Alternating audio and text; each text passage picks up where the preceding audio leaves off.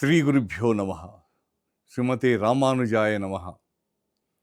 కృష్ణం వందే జగద్గురుం. శ్రీకృష్ణ శరణం మమ. వసుదేవసుతం దేవం కంసచాణూరమర్దనం దేవకీ పరమానందం కృష్ణం వందే జగద్గురుం.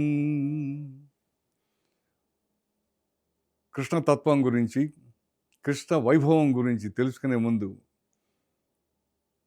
శ్రోతలందరికీ శ్రీకృష్ణ పరమాత్మ కృప నిండుగా మెండుగా ఉండాలని ప్రార్థిస్తూ అందరికీ ఈ కార్యక్రమానికి స్వాగతం పలుకుతూ శుభాకాంక్షలు అందిస్తున్నాను.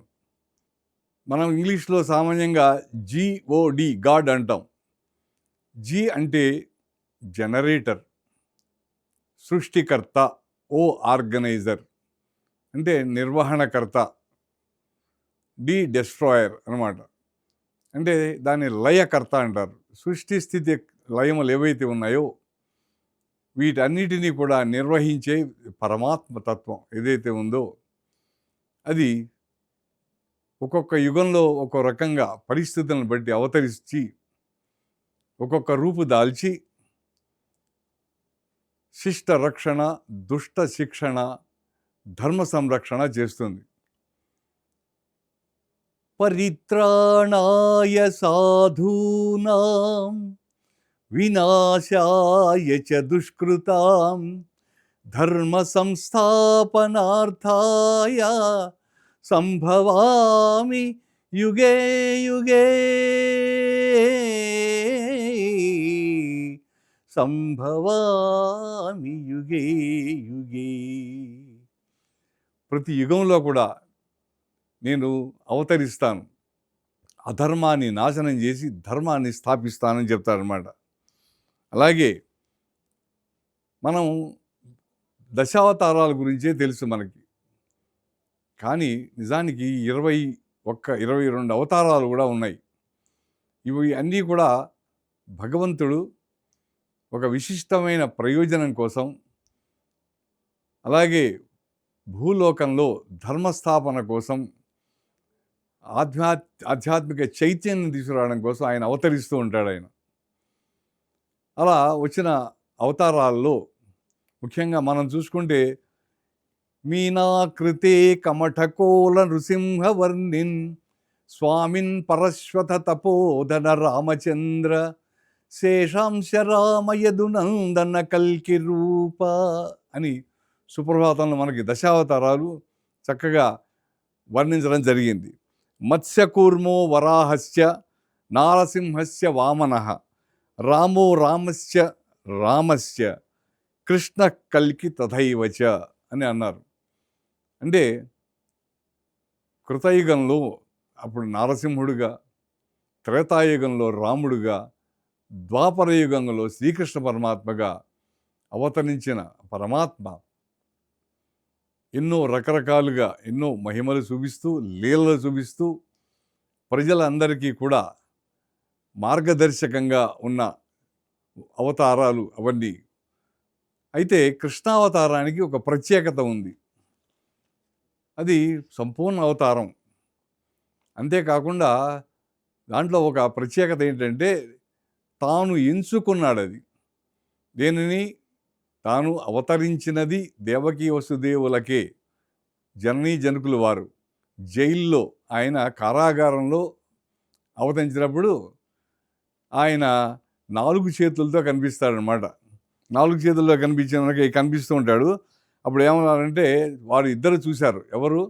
దేవకీ వసుదేవులు చూసి తతోఖిల జగత్ పద్మ బోధాయాచ్యుత భానునా దేవకీ పూర్వ సంధ్యాయాం ఆవిర్భూతం మహాత్మనా అని చక్కగా వాడు స్తుతించి దేవకీదేవి అనేటువంటి తూర్పు వైపు ఉన్న సంధ్య వైపు ఆవిర్భవించాడు సూర్యుడిలాగా. ఎవరు? శ్రీకృష్ణ పరమాత్మత.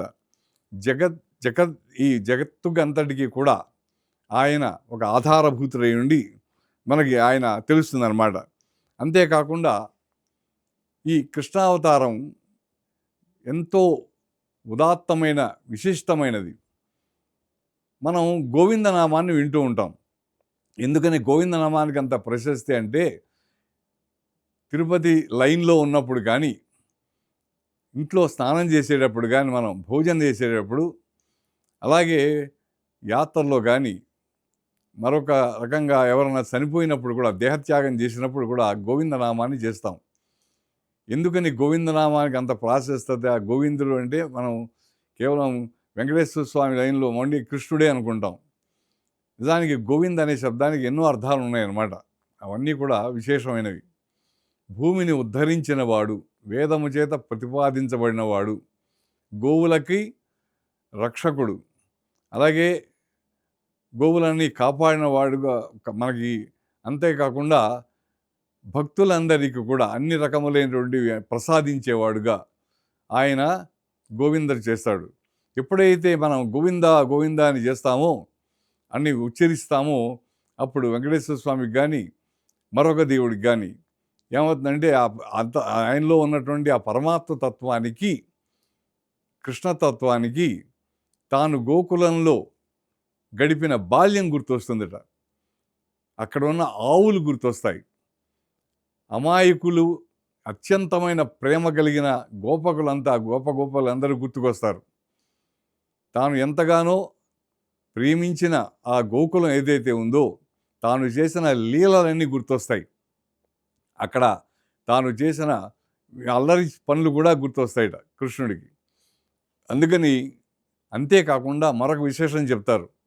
గోదాదేవి తిరుప్పావైలో కూడా చెప్పింది అనమాట. ఏంటది అంటే, గోవింద అని మనం కృష్ణుని ఎప్పుడైతే ఉద్దేశించి ఆ నామాన్ని పలుకుతామో, అప్పుడు ఆయనకి ఒక సంఘటన గుర్తుకొస్తుంది, ఒక లీల, ఒక సన్నివేశం గుర్తు వస్తుంది. అదేమిటంటే, గోవర్ధనగిరి దానిని ఆయన ఎత్తుతాడు. ఆ గోవర్ధనగిరి ఎత్తే సందర్భం ఏమిటి అంటే, ఇంద్రుడికి కృష్ణుడు నారాయణుడు ఒకడే అనేటువంటి ఆలోచన ఎందుకో లేకపోవడం వల్ల, కృష్ణుడిని ఆయన నారాయణుడిగా అంగీకరించకపోవడం వల్ల భయంకరమైన 7 రోజులు వర్షం కురిపించడం, అప్పుడు అంతా ప్రళయంలాగా ఆ వాతావరణం మారిపోవడంతో అక్కడున్న గోపగోపికల్ని, గోవులని, అన్ని ప్రాణుల్ని కూడా శ్రీకృష్ణ పరమాత్మ గోవర్ధనగిరిని ఎత్తి, కొండ గొడుగుగా అంటాడు అన్నమయ్య, తన చిటికెని వేలి మీద ఆ గోవర్ధనగిరిని ఎత్తి వాళ్ళందరినీ కాపాడుతాడు. అంటే రక్షకత్వం అనేది ఆయన యొక్క విశేషం కృష్ణుడిది.